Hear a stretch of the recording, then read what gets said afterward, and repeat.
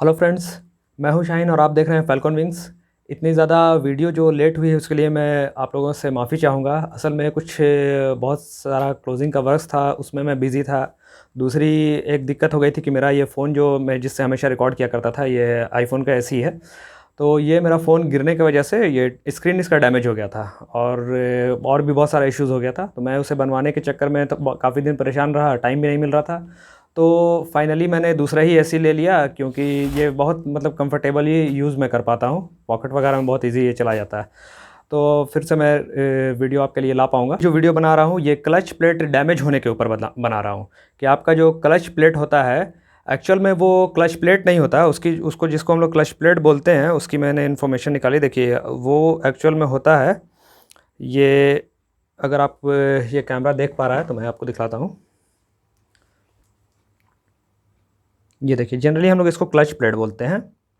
ये वाला जो दिख रहा है आपको, ये असल में ये क्लच प्लेट होता नहीं है, ये होता है फ्रिक्शन प्लेट। और क्लच प्लेट हमारा ये होता है जो इसके बीच में जो लोहे की या स्टील की आप बोल सकते हैं जो प्लेट होती है, जो इसको पकड़ करके रखता है, वो होता है हमारा क्लच प्लेट। और इसे ये फ्रिक्शन प्लेट होता है। तो जनरली जो डैमेज होता है वो फ्रिक्शन प्लेट पहले डैमेज होता है। उसके बाद अगर आप उसी तरह गाड़ी को चलाते रहेंगे तो फिर वो आपका ये क्लच प्लेट या फिर आपका क्लच बॉस जिसको बोलते हैं, या फिर आप क्लच हब बोल सकते हैं, क्लच सेंटर हब, वो चीज़ डैमेज कर देता है। तो धीरे धीरे ये ग्रेजुअली डैमेज होता है। बहुत लोग के चलाने के तरीके पर क्लच प्लेट डैमेज हो जाता है। अगर वो आधा क्लच पे गाड़ी चला रहे हैं या फिर नए राइडर हैं, नए राइडर के साथ ज़्यादा ये प्रॉब्लम होती है कि क्लच प्लेट बहुत जल्दी गाड़ी का जल जाता है, चाहे वो बाइक चला रहे हो या फिर अगर ड्राइवर हैं नए तो वो कार का भी क्लच प्लेट डैमेज कर देते हैं।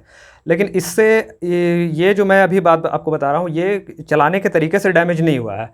इसके डैमेज होने का रीज़न है, एक बहुत मामूली रीज़न है जिसको हम लोग नज़रअंदाज कर देते हैं कि हर एक कुछ दिन के इंटरवल पर, जैसे एक्सलेटर का जो केबल, जो थ्रॉटल केबल होता है, जो क्लच का केबल होता है, मीटर पिनियन का केबल होता है। गाड़ी हमारी क्या होती है, ज़्यादातर हम लोग इस तरह से गाड़ी यूज़ करते हैं कि धूप पानी दोनों तरह का जो मौसम रहता है वो गाड़ी झेलती है।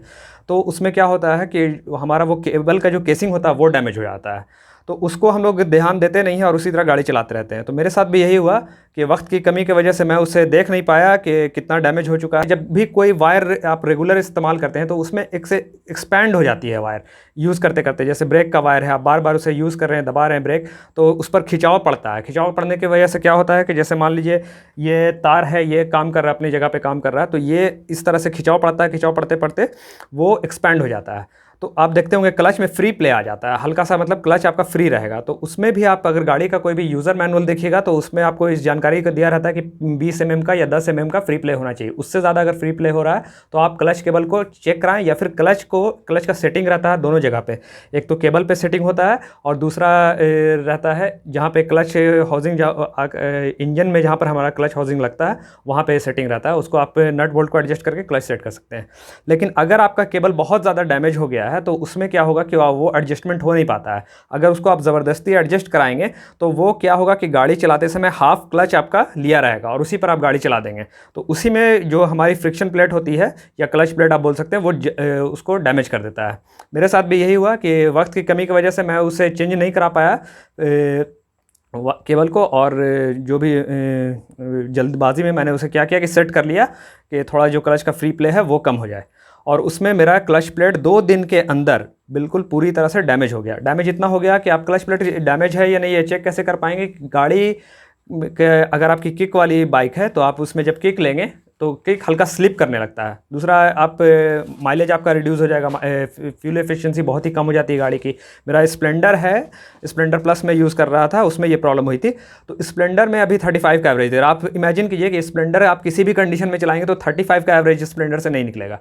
वो मिनिमम मतलब 55 to 50 एवरेज उसका आता ही है टाउन में, अगर आप फुल कंडीशन में चलेंगे। मैं तो अपने स्प्लेंडर से 82 तक का हाईवे पे एवरेज निकाला हुआ है। तो एक तो ये प्रॉब्लम हो गई कि फ्यूल एफिशिएंसी बिल्कुल कम हो गई है। और ये सब हुआ सिर्फ इसके वजह से कि मैंने थोड़ी सी गलती की, मैंने ध्यान नहीं दिया। अगर मैंने केबल को चेंज करवा लिया होता, रिप्लेस करवा लेता, तो मेरा जो क्लच प्लेट है वो बच जाता। केबल आती है 85-86 रुपये में केबल मिल जाती है, बहुत ज़्यादा 110-105 कहीं, मतलब अलग अलग स्टेट में वेरी करता है रेट। और अभी जो मेरा खर्च पड़ रहा है वो फ्रिक्शन प्लेट चेंज कराना पड़ेगा, फिर क्लच प्लेट चेंज कराना पड़ेगा, और उसके बाद अगर और ज़रूरत पड़ी तो उसमें हो सकता है सेंटर हब डैमेज हुआ होगा तो वो भी मैं चेंज कराऊँगा। प्लस एक गैसकेट आपका लगेगा ही लगेगा, और एक जो इंजन ऑयल अभी कुछ दिन पहले ही मैंने सर्विसिंग कराया था स्प्लेंडर का, वो मुझे चेंज करना पड़ेगा, क्योंकि ये रिकमेंडेशन रहता है कि जब भी आप फ्रिक्शन प्लेट या क्लच प्लेट चेंज कराएं, आपका क्लच कवर जैसे ही खुला तो पुराना वाला जो इंजन ऑयल है वो नहीं चलेगा, आपको नया लगाना होगा। तो लगभग स्प्लेंडर चूँकि उसका पार्ट सस्ता में आता है, तो भी 10 से 1200 रुपये का खर्च मुझे पड़ गया, और टाइम लगेगा उसको बनवाने में 100 अलग। तो इन सब चीज़ों का आप ध्यान रखेंगे तो ये प्रॉब्लम नहीं होगी। अगर वीडियो इन्फॉर्मेटिव लगी है तो इसे अपने दोस्तों के साथ शेयर कीजिए, पसंद आई है तो लाइक कर दीजिएगा, और मेरे चैनल से जुड़े रहिए। आप लोग का सपोर्ट काफ़ी रहा है और उम्मीद करते हैं कि आगे भी सपोर्ट रहेगा, और इसी तरह की इन्फॉर्मेटिव वीडियो मैं आपके लिए लाता रहूँगा, ताकि जो परेशानी मुझे हो रही है वो आपको नहीं हो। चलिए मिलते हैं अगले व्लॉग में। Thank you.